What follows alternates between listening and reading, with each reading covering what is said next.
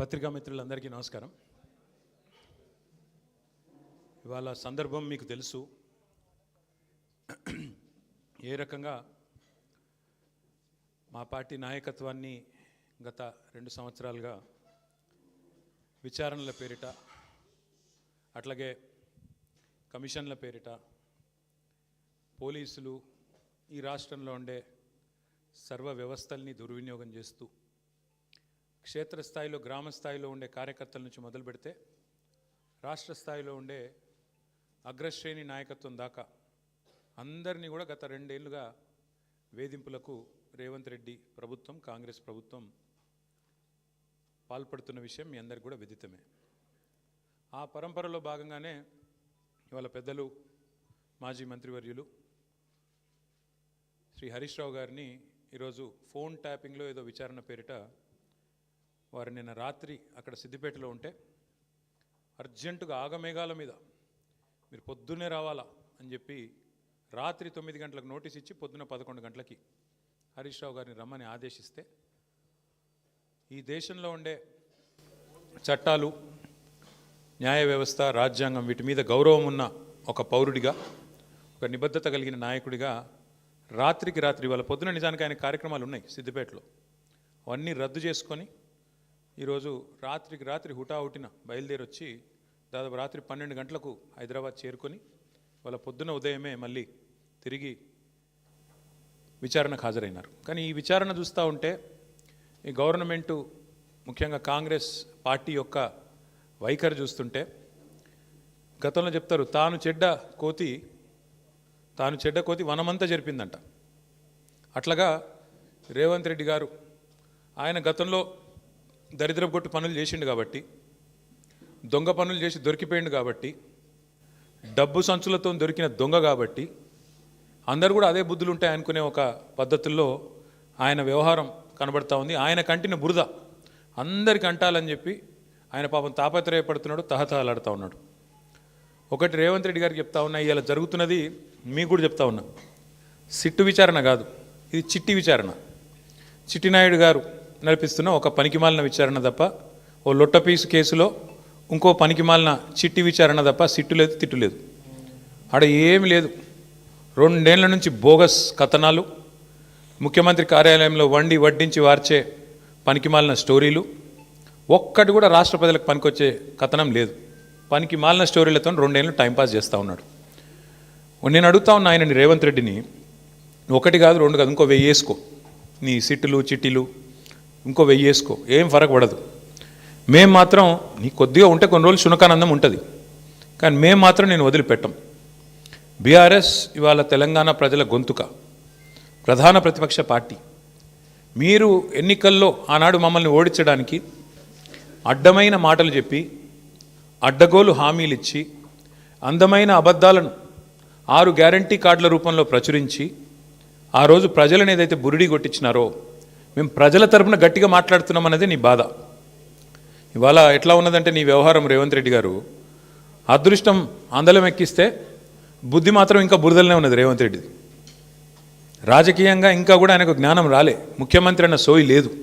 తెల్లారి లేస్తే కేసీఆర్ గారిని తిట్టడం, మా పార్టీ నాయకులను తిట్టడం, పనికిమాలిన బూతులు మాట్లాడడం, పనికిమాలిన పని చేయడం తప్ప. అందుకే అంటున్నా నేను, అదృష్టం అందలం ఎక్కించిన బుద్ధి మాత్రం బురద బుద్ధే రేవంత్ రెడ్డిది.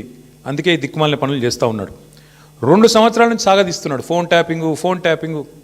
నేను ఇవాళ అడుగుతా ఉన్నా రేవంత్ రెడ్డిని, ఎందుకు ఒక్క అధికారి కానీ, ఒక్క మంత్రి కానీ, లేదా స్వయంగా హోంమంత్రి ముఖ్యమంత్రిగా ఉన్న ఈ రాష్ట్రంలో ఒక్క అఫీషియల్ ప్రెస్ మీట్ ఎందుకు ఉండదండి ఫోన్ ట్యాపింగ్ మీద? ఒక్కరు బయటకు వచ్చి ఎందుకు మాట్లాడరు? ఎన్ని రోజులు లీక్ల మీద బతుకుతావు? జరిగింది తప్పు అంటున్నావు, ఏం తప్పు జరిగింది చెప్పు. ఇంకెన్ని రోజులు లీక్ల మీద బతుకుతావు? ఎన్ని రోజులు లీకులు ఇచ్చుకుంటా, ఫలానా వల్లదైంది, ఇదైంది, అల్లమైంది, బెల్లమైంది, పనికిమాలిన లీకులు తప్ప ఒక్క అధికారిక ప్రెస్ మీట్ ఈరోజు వరకు ఉందా? సిట్టు కానీ, ఇంకోటి కానీ, లేదా మంత్రులు కానీ, ముఖ్యమంత్రి కానీ ఒక్క మాట అధికారికంగా చెప్పిన పాపన వినరా? ఏంది ఫోన్ ట్యాపింగ్? ఎవరి ఫోన్ ట్యాపింగ్? ఎక్కడ ఫోన్ ట్యాపింగ్? ఏం జరిగింది? రాజకీయ వేధింపులకు ఇంకా విచిత్రం ఏంటంటే, హరీష్ రావు గారి మీద కుట్ర, ఎవరో ఒక ఆయన సిద్దిపేటలో ఆయన మీద రాజకీయ ప్రత్యర్థిగా ఉన్న ఆయనతోని కేసు పెట్టించారు. పెట్టిస్తే హరీష్ రావు గారు న్యాయస్థానాన్ని ఆశ్రయించినారు, హైకోర్టు పోయినారు. హైకోర్టు కొట్టేసింది.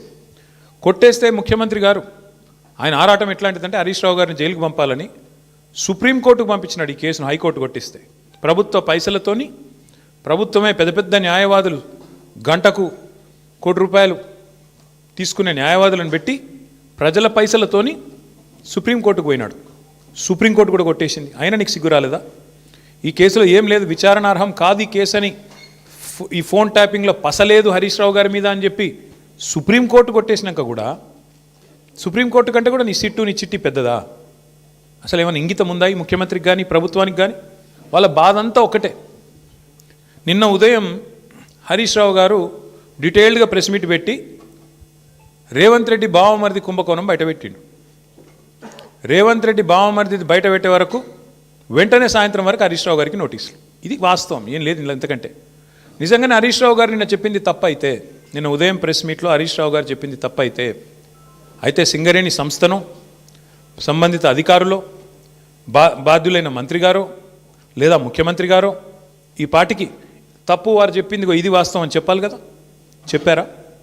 24 గంటలు అయిపోయింది. ఎందుకు మాట్లాడట్లేదు? ఎందుకు ఒక్క స్పందన లేదు? ఎందుకు ఒక్కరంటే ఒక్కరు? కాంగ్రెస్ కుంభకోణాలు బయటపెట్టిన ప్రతిసారి ఇదే డైవర్షన్ గేమ్లు, ఇదే రకమైన డ్రామాలు వీళ్ళకి అలవాటుగా మారిపోయింది. సింగరేణి టెండర్లలో ఇవాళ నేను ఆధారాలతో సహా మీ ముందు బయటపెట్టబోతా ఉన్నా. స్పష్టంగా రేవంత్ రెడ్డి గారి బావమరిది కోసం ఆయనని కింగ్ పిన్గా చేసి, సృజన్ రెడ్డి అనే వ్యక్తిని కింగ్ పిన్గా చేసి ఆయన చుట్టూ ఇవాళ మొత్తం ఆ టెండర్లన్నీ రిగ్గింగ్ చేసి మొత్తానికి 9 టెండర్లు ఇప్పటికే పూర్తి చేసినారు. మీకు ఈ విషయంలో ఒక చిన్న అవగాహన ఉండాలి కాబట్టి ఒక చిన్న విషయం చెప్తాను. మేము గతంలో దాదాపు 10 ఏళ్ళు అధికారంలో ఉన్నాం. సింగరేణి సంస్థలో కేసీఆర్ గవర్నమెంట్ ఉన్నప్పుడు ఎన్నడూ రాజకీయ జోక్యం లేదు, ఎన్నడూ ఇట్లాంటి దిక్కుమాలిన కార్యక్రమాలు లేవు, ఈ పైసల ఆలోచన లేదు. అందుకే నీట్గా కంపెనీ నడిచింది. వేలాది మంది కార్మికులకు అద్భుతమైన బోనస్లు ఇచ్చినాం, 30%, 35% బోనస్లు ఇచ్చినాం. సంస్థ బాగు కోసం ఆలోచించినాము, సంస్థను లాభాల్లోకి తీసుకొని పోయే ప్రయత్నం చేసినాం. వేల మంది కార్మికుల వాళ్ళని సంరక్షించడం, వాళ్ళకి ఇచ్చిన వాగ్దానాలు నెరవేర్చడమే లక్ష్యంగా మేము పనిచేసినాం. అందుకే ఆ రోజు సింగరేణి సంస్థలో ఏదైనా టెండర్ పిలిస్తే ఎస్టిమేటెడ్ వాల్యూ కంటే మైనస్లో పోయేది టెండర్. ఎస్టిమేటెడ్ వాల్యూ ₹100 అయితే -10, -20 అంటే కాంపిటీషన్ ఉండేది. కాంట్రాక్టర్లు ఒకరితోనొకరు పోటీపడి మైనస్లో బిడ్ చేసిన పరిస్థితి, దేశవ్యాప్తంగా కాంట్రాక్టర్లు పార్టిసిపేట్ చేసిన పరిస్థితి. వీళ్ళు సింగరేణిని ఒక బంగారు బాతులాగా చూసి దీనిలో ఎట్లా డబ్బులు సంపాదించాలని ఆలోచన చేసి ఒక కొత్త విధానం, ఒక కొత్త నిబంధన తీసుకొని వచ్చినారు. ఆ నిబంధన ఏందయ్యా అంటే, ఎందుకంటే సింగరేణి దక్షిణ భారతదేశంలోనే అతిపెద్ద కోల్ బ్లాక్, భారతదేశంలోనే అతిపెద్ద కోల్ బ్లాక్స్లో ఒకటి. అందుకే ఏం చేసినారు వీళ్ళు, చాలా ఆలోచన చేసి ఈ సృజన్ రెడ్డి అనేవాడు, ఆయనతో పాటు అక్కడ సింగరేణి సంబంధించిన అధికారులు, మరి బట్టి గారికి తెలిసి జరిగిందా తెలియక జరిగిందా, ముఖ్యమంత్రి గారికి అనుసరణలో జరిగిందా నాకు తెలియదు, కానీ ఈ సృజన్ రెడ్డి అనే వ్యక్తి మొత్తానికి ఒక కండిషన్ పెట్టించినాడు. ఏమని? ఖచ్చితంగా ఇప్పుడు ఉదాహరణకు మీరు తెలంగాణలో ఉన్నారు, ఎక్కడో జార్ఖండ్లో కోల్ బ్లాక్ ఉంది, మీకు కంపెనీ ఉంది, మీ కంపెనీకి అర్హతలు ఉన్నాయి, వాళ్ళు టెండర్ పిలిచారు, మీరు డైరెక్ట్గా ఆన్లైన్ టెండర్ వేయచ్చు. ఇవాళ రేపు మొత్తం ₹1,00,000 వరకు కూడా ఆన్లైన్ టెండరే కదా ఇవాళ. 1,00,000 దాటింది అంటే ఈ టెండర్, ఈ ప్రొక్యూర్మెంటు, ఈ టెండర్. అట్లాంటప్పుడు వేల కోట్లు, వందల కోట్లతో ముడిపడ్డ కోల్ బ్లాక్లలో వీళ్ళు ఎంత పనికిమాలిన నిబంధన పెట్టారంటే, మీరు బిడ్ చేయాలంటే, మీరు పార్టిసిపేట్ చేయాలంటే టెండర్లో మీరు ఇక్కడ బిడ్ వేయాలి అంటేనే మీరు సైటుకు స్వయంగా వచ్చి సైటు విజిట్ చేసినట్టు సర్టిఫికేట్ తీసుకోవాలి సింగరేణి దగ్గర అని పెట్టినారు. అంటే దీని ఉద్దేశం ఏంది? ప్రపంచంలో ఇప్పుడు ఆస్ట్రేలియా వాడు ఉంటాడు, అమెరికా వాడు ఉంటాడు, వాడు సింగరేణి బిడ్లో పార్టిసిపేట్ చేయాలంటే వాడు స్వయంగా రావాలా, వచ్చి సింగరేణి అధికారులను కాలు పట్టుకొని, వాళ్ళని వేలు పట్టుకొని బతిమలాడి ఆ సర్టిఫికేట్ తీసుకోవాలి సైట్ విజిట్ చేసినా అని. వీళ్ళు ఏం చేస్తున్నారు? సైట్ విజిట్కి రాగానే ఆ కంపెనీ పేరు, మేనేజింగ్ డైరెక్టర్ పేరు, CEO పేరు, ఫోన్ నంబరు అన్నీ రాసుకుంటున్నారు. రాసుకొని సుజన్ రెడ్డి స్వయంగా బెదిరిస్తున్నాడు ఫోన్ చేసి, నేను ముఖ్యమంత్రి బామ్మర్ది మాట్లాడుతున్నా, మీరు ఇందులో పాల్గొనొద్దు అని బెదిరిస్తున్నాడు. వినలేదనుకో, మేము వేస్తామా, మాకు సీనియారిటీ ఉందంటే వెంటనే ఏం చేస్తున్నారు? వాళ్ళకి సర్టిఫికేట్ ఇస్తలేరు, వాళ్ళు సైట్ విజిట్ చేసినట్టు కూడా సర్టిఫికేట్ ఇవ్వట్లేదు. తద్వారా వాళ్ళు పార్టిసిపేట్ చేయకుండానే ఎగరగొడతా ఉన్నారు. ఇది జరుగుతూ ఉంది సింగరేణిలో. ఇప్పుడు నైనీ కోల్ బ్లాక్ ఏదైతే నిన్న బట్టి విక్రమార్క గారు రద్దు చేశారో, ఆ రద్దు వెనుక ఉన్నది కూడా వాటాల పంచాయతీ మీకు తెలుసు. అట్లాగే ఈరోజు సింగరేణిలో జరుగుతున్నది కూడా అచ్చంగా ఇదే ఆధారంగా ఇదే పద్ధతుల్లో ఏం జరిగింది అంటే ఇప్పుడు నేను చదివి వినిపిస్తాను, మీరు వినండి. ఇది కొత్తగా ప్రారంభమైంది కాదు. రేవంత్ రెడ్డి గారి గవర్నమెంట్ రాగానే కాంగ్రెస్ గవర్నమెంట్ రాగానే ఈ దోపిడీ స్టార్ట్ అయింది. ఎప్పుడు స్టార్ట్ అయింది? ఫిబ్రవరి 24 నుంచి స్టార్ట్ అయింది. ఫిబ్రవరి 20 రోజు ఎంక్వైరీ డేటు ఒక 385 కోట్లది టెండర్ పిలిచిండ్రు. అప్పుడు ఇంకా ఈ సైట్ విజిట్ ఇది పెట్టినట్టు లేరు, అందుకే అప్పుడు కూడా లెస్లనే పోయింది. తర్వాత ఇంకొక టెండర్ పిలిచిండ్రు మేలో, అది కూడా లెస్లనే పోయింది. Godavari Khani RGOC1 RGOCP3 mine, ఈ రెండు కూడా ఇంకా అప్పటికి దిక్కుమాలిన దంద మొదలు కాలే. ఆడికెళ్ళి మొదలైంది కథ. ఎప్పుడు 24కి వెళ్ళి 24 జూన్కి వెళ్ళి మొదలైంది. ఫస్ట్ టెండర్ ఎప్పుడు స్టార్ట్ అయిందంటే విక్రమ్ రెడ్డి అన్నట్టు ఆయన కాంట్రాక్టరు, తర్వాత సృజన్ రెడ్డి, దీక్షిత్ రావు, జి వెంకటేశ్వర్ రెడ్డి, తర్వాత CH సుశాంత్, సుధీర్ హీరాలాల్ ధోలు, వీళ్ళందరూ కలిసి రింగ్ అయ్యి మొత్తానికి ఇప్పటికీ 7 టెండర్లు అన్నీ కూడా ఎక్సెస్ బేసిస్లో ఇదే సైట్ విజిట్ సర్టిఫికేషన్ అనే అడ్డమైన నిబంధన పట్టుకొని, అంటే కాంట్రాక్టర్ సైట్కు రావాలి, వస్తేనే సింగరేణి సర్టిఫికేట్ ఇస్తుంది. తప్పన కాంట్రాక్టర్ నేను బిడ్ వేస్తా అంటే సర్టిఫికేట్ ఇయ్యేది. సృజన్ రెడ్డి ఫోన్కు ఆయన బెదిరింపులకు లొంగకపోతే వినకుండా ఎక్సెస్ ఇప్పటికీ గతంలో -10 -22లో పోయిన టెండర్లు ఇవాళ డైరెక్ట్గా సృజన్ రెడ్డి కంపెనీకి 207 కోట్ల కాంట్రాక్టు +12%కి వచ్చింది. శోధా కన్స్ట్రక్షన్స్ అనే కంపెనీ సృజన్ రెడ్డిది, అలా భార్య పేరు ఉంటుంది అందులో. ఇది వాస్తవమా కాదా దయచేసి మీరు తెలుసుకోండి, కాపీ కూడా మీ అందరికీ ఇస్తాను, మీరు కూడా తెలుసుకోవచ్చు. అట్లాగే వీళ్ళందరూ ఇప్పుడు GVR, CH సుశాంత్, దీక్షిత్, ఇదంతా ఒక రింగు ముఠా. ఇది ఈ ముఠాకి నాయకుడు సృజన్ రెడ్డి, రేవంత్ రెడ్డి బావమర్ది, వీళ్ళందరూ కలిసి వేసిన రింగు టెండర్లు. ఇది నిన్న హరీష్ రావు గారు బయట పెట్టిండు. ఏమన్నాడు హరీష్ రావు గారు నిన్న? 9 ఒక్కటే రద్దు చేస్తే సరిపోదు బట్టి గారు, మరి నీకు తెలియకుండా జరుగుతున్నాయి ఇవన్నీ, ఇవి కూడా రద్దు చేస్తావా లేదా అన్నాడు. దాంతోనే ఏంది ప్రభుత్వం లిక్కిపడ్డది. ఓహో మా దొంగతనం బయటపడుతుంది కాబట్టి ఏం చేయాలి? హరీష్ రావుకు నోటీసు, నేను సాయంత్రం నోటీసు, పొద్దున ఎంక్వైరీ. ఇది మొదటిసారి కాదు, 1000 కోట్లకు పైగా సివిల్ సప్లై స్కామ్ జరిగిందని బయట పెట్టంగానే అప్పుడు ఇట్లనే డైవర్షన్. మూసీ 1.5 కోట్ల కుంభకోణం బయట పెట్టంగానే అప్పుడు ఇట్లే డైవర్షన్. కొడంగల్లో అల్లుడు గారి ఆమ్యామ్య లగచర్ల భూములు కొట్టేస్తున్నాడు అల్లుడు గారి కోసం, ఆయన మ్యాక్స్ బిఎన్ అనే ఫార్మా కంపెనీ కోసం అనగానే అప్పుడు ఇట్లనే మా నరేందర్ రెడ్డిని తీసుకుపోయి 37 రోజులు జైల్లో పెట్టిండ్రు, ఆయనతో పాటు రైతులను జైల్లో పెట్టిండ్రు. తర్వాత విద్యుత్ కుంభకోణం, కాళేశ్వరం కమిషను, ఫోన్ ట్యాపింగు, గొర్రెల సాము, ఫార్ములా ఈ, మన్ను మశానం అని ఫోన్ ట్యాప్, మొత్తానికి 2 ఇయర్స్ టైంపాస్ వ్యవహారం తప్ప ఒక్కటంటే ఒక్కటి ఈరోజు వరకు రుజువు చేసింది లేదు, పీకింది లేదు. అయినా ఇంకోటి వీళ్ళు మర్చిపోతున్నారు, హరీష్ రావు గారు అంటే ఎవరు? హరీష్ రావు గారు మీ మొత్తం క్యాబినెట్నే అసెంబ్లీలోనే ఫుట్బాల్ ఆడుకున్నాడు కదా, మీకు సబ్జెక్ట్ రాదు, మీకు తెలియదు, పీకది. ఆయనతోనే అసెంబ్లీలోనే అందరి ముంగటనే తిట్లు పడ్డారు మీరు, 8 మంది మంత్రులు దెబ్బలు పడ్డారు మీరు. అట్లాంటి ఆయన ఇవ్వాలన్నట 5-6 పోలీస్ అధికారుల మీద కూర్చోబెడితే ఏం ఫరక పడుతుంది? మీ మంత్రులనే ఫుట్బాల్ ఆడిండు, ఈ పోలీస్ అధికారులు ఎంత అండి నాకు అర్థం కాదు. చేయని తప్పుకు ఏదో పనికి మళ్ళీ కేసు పెట్టి ఇబ్బంది పెడతాం అనుకుంటే భయపడతామా?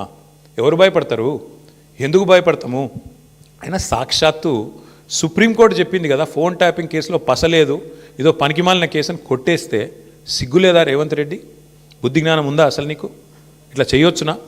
ప్రభుత్వం నడపవయ్యా అంటే నీకు ఏమి చెప్పొచ్చినావు అధికారంలోకి? నువ్వు 6 గ్యారంటీలు అంటివి, తులం బంగారం ఇస్తా అంటివి, 4000 పెన్షన్లు ఇస్తా అంటివి, మహిళలకు 2,500 అంటివి, 26 నెలలు అయిపోయాయి. అది చెప్పే ముఖం లేదు, అది చెప్పే తెలివి లేదు. అందుకే కవర్ ఏం చేయాలి? ఇట్లనే మీడియాను మేనేజ్ చేసుకోవాలి, మీడియా వాళ్ళ ఇళ్ళకు న్యూ ఇయర్స్కు కాలు మొక్కాలి, వాళ్ళను ప్రసన్నం చేసుకోవాలి, అడ్డమైన రాతలు వాళ్ళతో రాయించుకోవాలి. ఇది నీ చిల్లర బుద్ధి, ఇది నీ లేకి బుద్ధి, ఇది రేవంత్ రెడ్డి యొక్క చిల్లర వ్యవహారం. వీళ్ళకు రాజ్యాంగం మీదనే కాదు, స్పీకర్ గారిని చూసినాం మనం, రాజ్యాంగం మీదనే కాదు, వీళ్ళకు సుప్రీంకోర్టు మీద కూడా గౌరవం లేదు సన్నాసులకు.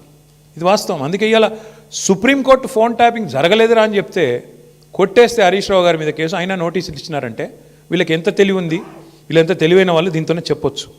ఇంకొక మాట కూడా నేను చెప్తా ఉన్నా ఇవాళ రేవంత్ రెడ్డికి, ఇంకో 1000 సీట్లు వేసుకో, ఏం చేసుకుంటావో చేసుకో, మా నాయకులందరికీ నోటీసులు ఇచ్చుకో, ఏమన్నా చేసుకో, భయపడం.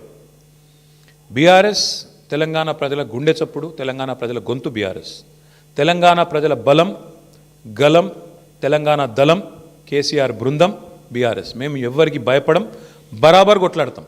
నీ కాంగ్రెస్ పార్టీని, నీ ప్రభుత్వాన్ని అంతు చూసేదాకా ప్రజల తరపున నిలదీస్తూనే ఉంటాం. నువ్వు ఎన్ని విచారణలనే చేసుకో, ఎన్ని రకాలుగా మా వాళ్ళని వేధిస్తున్నావు ఈ వేదిక మీద కూర్చున్న వాళ్ళందరికీ తెలుసు. అందరికీ ఏదో రకంగా వేధింపులు, రకరకాలుగా చిల్లర పనులు చేస్తూనే ఉన్నారు. ఇంకా ఇప్పుడు ఈ అందానికి ఇప్పుడే చూసిన ఇక్కడికి వచ్చేటప్పుడు కేసీఆర్ గారికి నోటీస్ ఇస్తారట.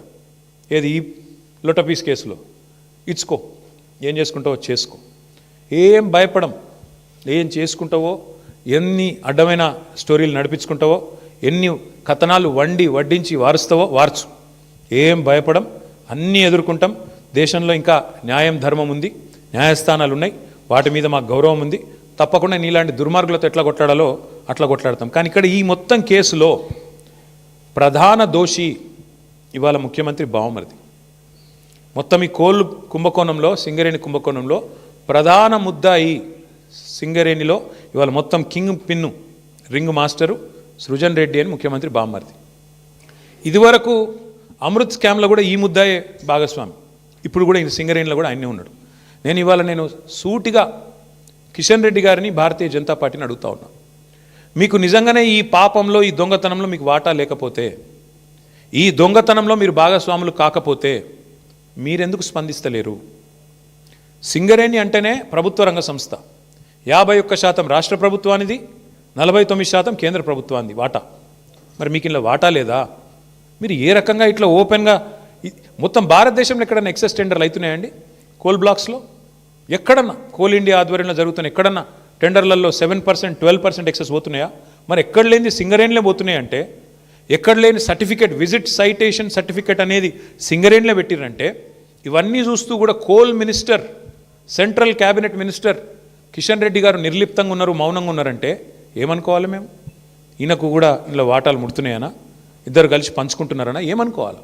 అందుకే మేము డిమాండ్ చేస్తూ ఉన్నాం, సిట్టింగ్ సుప్రీంకోర్టు జడ్జితో కానీ, సిట్టింగ్ హైకోర్టు జడ్జితో కానీ వెంటనే ఒక కమిషన్ వేయండి, విచారణకు ఆదేశించండి అని చెప్పి coal minister, cabinet minister Kishan Reddy గారిని మేము డిమాండ్ చేస్తూ ఉన్నాం. మీరు కేంద్ర ప్రభుత్వంలో ఉన్నారు కాబట్టి మీరు రాయొచ్చు డైరెక్ట్గా లెటర్, మీరు రాయండి, సుప్రీంకోర్టుకు రాయండి, సీజేకి రాసి ఇట్లా కుంభకోణం జరిగింది సింగరేణిలో, అక్కడ సెంట్రల్ గవర్నమెంట్ వాటా 49% ఉన్నది, ఇలా సింగరేణిని ఇష్టం వచ్చినట్టుగా దుర్మార్గంగా కొంతమంది చెరబట్టినారు, వెంటనే ఇందులో లోతుపాతులు చూడాలని చెప్పి ఈ సైటేషన్ సర్టిఫికేట్ ఎందుకు పెట్టినారు, ఇదివరకు మైనస్లో పోయిన టెండర్లు ప్లస్లకు ఎందుకు వచ్చినాయి, అలా సడన్గా ఇదివరకు అడ్రస్ లేని సృజన్ రెడ్డికి కాంట్రాక్ట్లు ఎట్లు వస్తున్నాయి, ఇవన్నీ బయటపడాలంటే, దొంగలు దొరకాలంటే సిట్టింగ్ జడ్జితో, సుప్రీంకోర్టు సిట్టింగ్ జడ్జితో న్యాయ విచారణ జరగాలి అని మేము డిమాండ్ చేస్తూ ఉన్నాం మా పార్టీ తరఫున. అట్లాగే ఇవాళ రాష్ట్రంలో పరిస్థితులు నాకంటే బాగా మీకు తెలుసు, ఏ ఒక్క వర్గం కూడా పేపర్ తీస్తే ఏ ఒక్క వర్గం కూడా సంతోషంగా లేదు. ఎక్కడ వల్ల అక్కడ రైతులు రైతు బంధు కోసం ఎదురు చూస్తూ ఉన్నారు. సంక్రాంతి పోయింది, నాట్లేసే టైం అయిపోయింది, ఇవాళ ఎన్నికలు లేవు కదా పంచాయతీలలో, అందుకే రైతు బంధు లేదు. ఇవాళ మళ్ళీ చీరలు వంచే కార్యక్రమం స్టార్ట్ చేసారట పట్టణాలలో. అంటే ఓట్లు తప్ప, రాజకీయ యావ తప్ప నీకు వేరే ఏది కూడా పట్టి లేదు. నేను ఇంకోటి అడుగుతున్నా, మేము 1000 సీట్లు ఎదుర్కొంటాం, 1000 ఎన్ని వేస్తావో వెయ్యి. కానీ నేను రేవంత్ రెడ్డిని నేను అడుగుతున్నా, మరి మీ సంగతి ఏంది? మీ దండుపాలెం ముఠా, మీ అలీబాబా అరడజన్ దొంగల సంగతి ఏంది? మీ రెవెన్యూ మినిస్టర్ పొంగులేటి శ్రీనివాసరెడ్డి, ఆయన కొడుకు, రెవెన్యూ మినిస్టర్ కొడుకు 100 మంది గుండగాలను వేసుకొని ప్రైవేటు వ్యక్తుల భూముల్లో జొరబడుతున్నాడు. దాని మీద ఏవా సిట్టు? దాని మీద ఉండదా విచారణ? అంటే ఇష్టం వచ్చినట్టు రెవెన్యూ మంత్రి కొడుకు పోయి భూములు కొల్లగొడుతుంటే, ప్రైవేట్ వ్యక్తుల భూముల్లోకి పోయి బౌన్సర్లతో పోయి దాడులు చేస్తుంటే సిట్టులు పిట్టులు ఎడదచ్చినాయి, ఎందుకే యవు?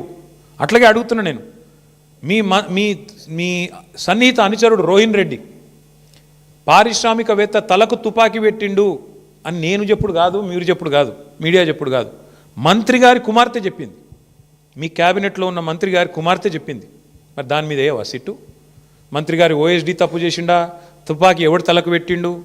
మంత్రి గారు ఓఎస్డీ పెట్టిండా, లేకపోతే సీఎం బ్రదర్ లాంటి రోహిన్ రెడ్డి పెట్టిండా? దాని మీద ఉండదా సిట్టు? అట్లాగే నిన్నగాక మొన్న ఏఐసిసి సెక్రటరీ 8 కోట్ల రూపాయలు ఇవ్వకపోతే నీ కాంట్రాక్ట్ ఆపేస్తా అని చెప్పి కాంట్రాక్టర్ను బెదిరిస్తే ఆయన పోయి పోలీస్ స్టేషన్లో కంప్లైంట్ ఇచ్చిండు. బ్రహ్మరాంబిక అనేది ఉంది ఏజెన్సీ, అలంపూర్ బ్రహ్మరా. మరి దాని మీద ఉండదా సిట్టు? దాని మీద వస్తలేదా నీ చేయిలు? అట్లాగే నీ బామ్మర్ది మీద వేస్తావా సిట్టు? అంటే ఇక సిట్టులు పిట్టులు ఈ డ్రామాలు ఓన్లీ బీఆర్ఎస్ని టార్గెట్ చేసుకుంటేనే వేయాలి. బీజేపీని ముట్టవు, మీ కాంగ్రెస్ వాళ్ళను. అసలు ఇన్ని కుంభకోణాలు డైరెక్ట్గా బహిరంగంగా బద్దలవుతుంటే దాని మీద సిట్లు ఉండవా? అంతెందుకు నేను ఇంకోటి అడుగుతున్నా, మరి ఒక మీడియా సంస్థ ఏదో కథనం వేస్తే దాని మీద సిట్టేసి 3 జర్నలిస్ట్ని అరెస్ట్ చేసినావు కదా, మరి ఇంకో మీడియా సంస్థ చెప్తున్నది సేమ్ మాట చెప్పింది. ఇంకో మీడియా సంస్థ అయితే ఇంకా దారుణంగా మాట్లాడింది. బట్టి విక్రమార్కనే ఇలా పాత్ర పోషించిండు, ఆయననే మొత్తం టెండర్లు రిగ్ చేసిండు నైనిలా అని ఓపెన్గా ఒక మీడియా సంస్థ రాసింది. మరి వాళ్ళ మీద ఎందుకో ఉండదు యాక్షన్, వాళ్ళ మీద ఉండదా సిట్టు? అంటే పగబడితే కూడా ఓన్లీ తెలంగాణ జర్నలిస్టులను పగబట్టాలా, ఓ 2 బీసీ బిడ్డలు, ఒక ఎస్సీ బిడ్డ, 3 జర్నలిస్టులు, వాళ్ళని మాత్రం లోపలేయాలా. యాజమాన్యాలను ముట్టవు, నీకు ఆ ధైర్యం లేదు. వాళ్ళని మాత్రం ఎవరైతే అసలు దొంగలు ఉన్నారో వాళ్ళని ముట్టుకునే ధైర్యం లేదు నీకు. ఇవన్నీ ప్రజలు చూస్తలేరు అనుకుంటున్నావా? నేను ఒకటే అంటా ఉన్నా, నువ్వు ఏమన్నా చేసుకో రేవంత్ రెడ్డి, ఒకటి మాత్రం పక్కా, నిన్ను మాత్రం వదిలిపెట్టం.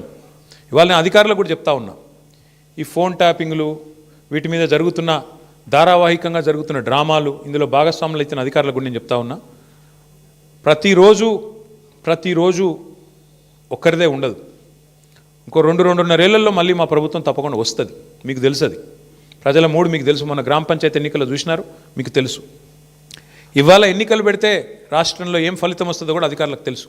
నేను వారికి చెప్తా ఉన్నా, మేమెన్నడూ గత 10 ఏళ్లలో ఇట్లా అధికారాన్ని దుర్వినియోగం చేయలేదు, ఎక్కడా చేయలేదు. ముఖ్యంగా పోలీస్ వ్యవస్థను ఇంత అడ్డంగా దుర్వినియోగం చేసి ఏదైతే ఇవాళ నాటకాలు ఆడుతున్నారో వాళ్ళందరికీ నేను ఒకటే చెప్తా ఉన్నా, మీరు బలవుతారు, మధ్యలో మీరు బలవుతారు. రేవంత్ రెడ్డి రాజకీయ క్రీడలో మీరు బలవుతారు. మొన్నెట్లయితే కాంగ్రెస్ పార్టీ అంతర్గత కుమ్ములాటల్లో ఆధిపత్య పోరులో జర్నలిస్టులు బలైనారో, రేపు నేను చెప్తున్నా, మీరు భాగస్వాములు అయితే అధికారులు మీరు బలవుతారు. గుర్తుపెట్టుకోండి. రిటైర్ అయిన వాళ్ళని ఏం చేయలేరు భవిష్యత్తులో బీఆర్ఎస్ వాళ్ళు అనుకుంటురేమో, దానికి కూడా మాకు రేవంత్ రెడ్డి గారే తోజు పెట్టిండు. రిటైర్ అయిన అధికారులను కూడా తీసుకొచ్చి 40 రోజులు జైల్లో పెట్టినాడు. కాబట్టి రిటైర్ అయిపోతాము, తప్పించుకుంటాము అనుకునే వాళ్ళకు కూడా నేను చెప్తా ఉన్నా, ఎవరు ఎక్కడికి పోలేరు. ఇప్పుడు ఎవరెవరైతే రేవంత్ రెడ్డి గారు ఆడిచ్చినట్టు ఆడుతుండ్రో, అక్రమమని తెలిసి కేసులు పెడుతుండ్రో, అక్రమమని తెలిసి అడ్డదారులు దొక్కుతున్నారో, ఇంకెక్కువ మాట్లాడుతున్నారు కొంతమంది. అయితే ఎమర్జెన్సీ అయితే మీరు బయట ఉండురా, లోపల ఉందురు. ఎవరు ఎక్కడుండాలో కాలం నిర్ణయిస్తుంది, ప్రజలు నిర్ణయిస్తారు. ఒళ్ళు దగ్గర పెట్టుకుని ఉంటే మంచిది. ఈ టైప్లో ఆయన ఆడిచ్చినట్టు ఆడితే మాత్రం మీకు కూడా తప్పకుండా భవిష్యత్తులో మరి చట్టపరంగా, న్యాయపరంగా మీకు కూడా ఇబ్బందులు ఉంటాయి. గుర్తుపెట్టుకోవాలని చెప్పి కూడా అధికారులకు చెప్తూ, ఈ డైవర్షన్ డ్రామాలు మేము పట్టించుకోం. హరీష్ రావు గారు బ్రహ్మాండంగా పోతారు. ఆయన ఏమడిగినా సమాధానం చెప్పడానికి ఆయన రెడీగా ఉన్నారు. ఎన్నిసార్లు పిలిచినా పోవడానికి రెడీగా ఉన్నాం. చట్టము, ధర్మము, న్యాయం ఈ దేశంలో ఇంకా బతికుంది. రాజ్యాంగం పట్ల మాకు నమ్మకం ఉంది. మా నాయకుడు కేసీఆర్ నేర్పించిన నీతి మాకు అది. కాబట్టి ఎవ్వరూ భయపడం, మా కార్యకర్తలే భయపడతలేరు, మేమెందుకు భయపడతాం? బరాబర్ కొట్లాడి మళ్ళీ తిరిగి పునీతంగా బయటకు వస్తామని చెప్పి తెలియజేస్తూ, మీరు కూడా ఇవాళ అందరూ మరి ఉదయం నుంచి ఇక్కడ ఉన్నందుకు, మాకు సంఘీభావం చెప్పినందుకు మా జర్నలిస్ట్ సోదరులకు కూడా ధన్యవాదాలు.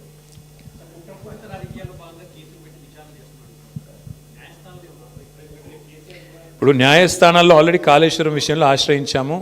కాళేశ్వరంలో ఆల్రెడీ విచారణ జరుగుతోంది. ఫోన్ ట్యాపింగ్లో కూడా already the matter is sub జుడిస్. వాస్తవానికి సుప్రీంకోర్టులో వ్యవహారం నడుస్తూనే ఉంది. ఆల్రెడీ హరీష్ రావు గారికి సుప్రీంకోర్టు కొట్టేసింది, క్లీన్ చిట్ ఇచ్చింది. అయినా ఎందుకు పిలిచారో మీరు వాళ్ళని అడగాల. విచిత్రం ఏంటంటే బ్రదర్, మేమేమో ఈ 2 ఏళ్లలో 200 ప్రెస్ మీట్లు పెట్టింటాం ముఖ్య నాయకులందరం కలిసి. ఒక్క ప్రెస్ మీట్ ఫోన్ ట్యాపింగ్ మీద ఒక్కడు కాంగ్రెస్ వాడు పెట్టినాడే? ఒక్కడు ఎవడన్నా బాధ్యత గల్లోడు? ఎవరన్నా ఒక్కరు చెప్పాలి కదా అసలు ఏంటి కేసు, ఎవరి మీద ఆరోపణ, ఏంటి ప్రూఫ్? ఒక్కరు పోనీ పోలీసు వాళ్ళన్నా చెప్పన్నా? ఏది లేదు, అంతా లీక్ల మీదకి వెళ్ళి నడిపిస్తున్నారు. మీరు కూడా అవే రాస్తున్నారు. ఆయన లీక్ ఇచ్చుడు, మీరు అదేదో పెద్ద అదే గాస్పెల్, అదేదో భగవద్గీత అన్నట్టు మీరు రాసుడు, దాన్ని మళ్ళీ పెద్ద తెల్లరి తాటికాయంత అక్షరాలతో రాసుడు. దాని వెనకాల అడ్వర్టైజ్మెంట్లు, మీడియా మేనేజ్మెంట్లు, సంక్రాంతి శుభాకాంక్షలు, న్యూ ఇయర్ గ్రీటింగ్స్ మాకు కనబడుతూనే ఉన్నాయి. ఎజెండా డ్రివెన్ పాలిటిక్స్ నడుస్తోంది. విచారణ పూర్తి కాలేదు కాబట్టి చెప్తున్నా బ్రదర్. అందుకే న్యాయం, ధర్మం ఉందని చెప్తున్నా. బరాబర్ కొట్లాడతాము, బరాబర్ న్యాయస్థానాన్ని ఆశ్రయించి 100% విచారణ పూర్తి కాలేదంటే ఆయన హరీష్ రావు గారికి ఆల్రెడీ క్లీన్ చిట్ ఇచ్చింది కదా సుప్రీంకోర్టు.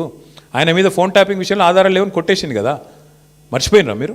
వీళ్ళు కోట్లాది రూపాయలు ఖర్చు పెట్టి లాయర్లను పెట్టుకున్నా కొట్టవతల వారేసిండు కదా. హరీష్ రావు గారి మీద ఎందుకున్నది?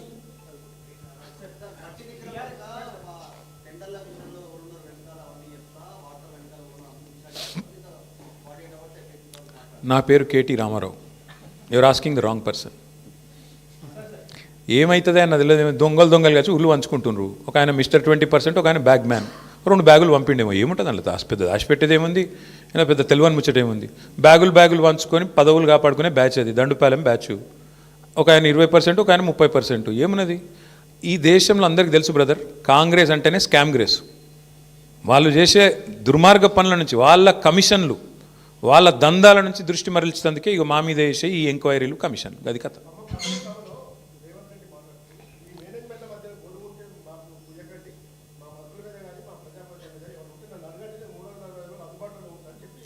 అదే అందుబాటులో ఉండే ఇళ్ళకే పోతుండు కదా, ఇళ్ళకే పోయి దండాలు పెడుతుండు కదా, కాలు మొక్కు వస్తుండు కదా, నా మీద మంచిగా రాయండ్రి, నా దొంగతనం బయట పెట్టకుండ్రి, మీకు కూడా కొంత ఇస్తాను. ఏమంటుండో మరి నాకే మెరక, మీరు అడగాలి మీ మేనేజ్మెంట్లో, నాకు తెలియదు. Thank you. దయచేసి నా ప్రార్థన మీ అందరితో కూడా, ప్లీజ్ మా ఫోకస్ అంతా. ఎస్,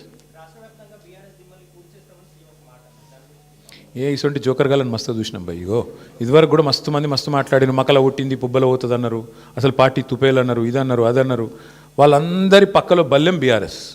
ముట్టుకోమని ఎక్కడైనా ఒకటి ముట్టుకొని చూడమని చూద్దాం మేము కూడా. ఎందుకంటే వాళ్ళు మర్చిపోతున్నారు, 10 ఏళ్ళు మేము కూడా అట్లాంటి పాలిటిక్సే చేస్తే కాంగ్రెస్ నామరూపాలు లేకుండా పోయేది. ఇవాళ పాపం ఆయన అక్కస్సు, ఆయన బాధ అంతా ఏంటంటే, ఆయన పాపం కాంట్రాక్ట్ పద్ధతిలో, అవుట్సోర్సింగ్ పద్ధతిలో సీఎం అయిండు పేమెంట్ కోటాలో. ఆయన బాధ అంతా ఏంది? సొంత ఐడెంటిటీ లేదు, ఇంకా ఎవరు గుర్తుపడతలేరు, ఇంకా కూడా గుర్తుపడతలేరు పాపం. గుర్తుపట్టకపోతే యాక్టర్లను జైలు వేస్తాడు, యాక్టర్లు పోయి బతిమలాడుకోకపోతే జీవోలు ఇయ్యాడు. ఆయన ఐడెంటిటీ క్రైసిస్లో ఉన్నాడు. ఆఖరికి ఏదో హార్వర్డ్ పోయి చదువుకుంటాడట, మరి చదువుకొని వచ్చి ఏం చెప్తాడో తెలియదు నాకు. కానీ ఇప్పుడు హార్వర్డ్ పోయి చదువుకున్నాకైనా మరి లాగుల తొండలు, లేకపోతే అదేంది మెడల పేగులు, ఇవన్నీ బంద్ అయితే అని ఆశిస్తున్నాం. గుడ్లు వీకుడు ఇవన్నీ బంద్ అయితే మంచిది. ఆడపోయినాక కూడా మరి ఇప్పుడు ఇంగ్లీష్ వచ్చిన వాళ్ళని తిడతాడు, నాకు ఒకటి తెలియక అడుగుతా. ఇంగ్లీష్ వస్తే ఆయనకి ఏం బాధనో నాకు తెలియదు. కానీ చిన్నపిల్లలు కూడా రేపు అందరు బళ్ళలో, గవర్నమెంట్ బళ్ళలో కూడా మా అక్క నేతృత్వంలో మొత్తం ఇంగ్లీష్ పాఠశాలలు పెట్టినాం. అందరు ఇంగ్లీష్ నేర్చుకుంటారు. మరి ఈయన హార్వర్డ్ పోతాడు, ఈయన మరి అక్కడ వాళ్ళు ఏం చెప్తారు, ఈయన ఏం వింటాడు, ఈయనకి ఏం అర్థమవుతుంది? అర్థమైనాక మళ్ళీ బయటికి ఏం సర్టిఫికేట్ ఇస్తారు, ఏం మాట్లాడతాడు? మళ్ళీ వచ్చి మా భయం మాకుంది. అక్కడ మళ్ళీ ఇంగ్లీష్ అనగానే నన్ను వాళ్ళని తిడతాడేమో, అరే మీరు బాత్రూమ్ కడుక్కుంటారని తిడతాడేమో. ఇంకా అమెరికాలో ఎవరి బాత్రూమ్ వాడు కడుక్కుంటాడు, మరి ఆడ ప్రొఫెసర్ అయినా కూడా వాని బాత్రూమ్ వాడు కడుక్కోవాలి. కాబట్టి మరి ఈయన పోయి ఏం నేర్చుకుంటాడు, ఏమవుతుంది చూడాలి. మరిగా 30 తారీఖు నాడు నేనైతే అనుకుంటున్నా రేవంత్ రెడ్డి గారు కొత్త మనిషి వస్తాడేమో. ఆ కొత్త మనిషి ఏమైనా కొత్త మాటలు ఏమైనా చెప్తాడో, మళ్ళీ గదే చెత్త మాటలు చెప్తాడో చూద్దాం. Thank you. జై తెలంగాణ.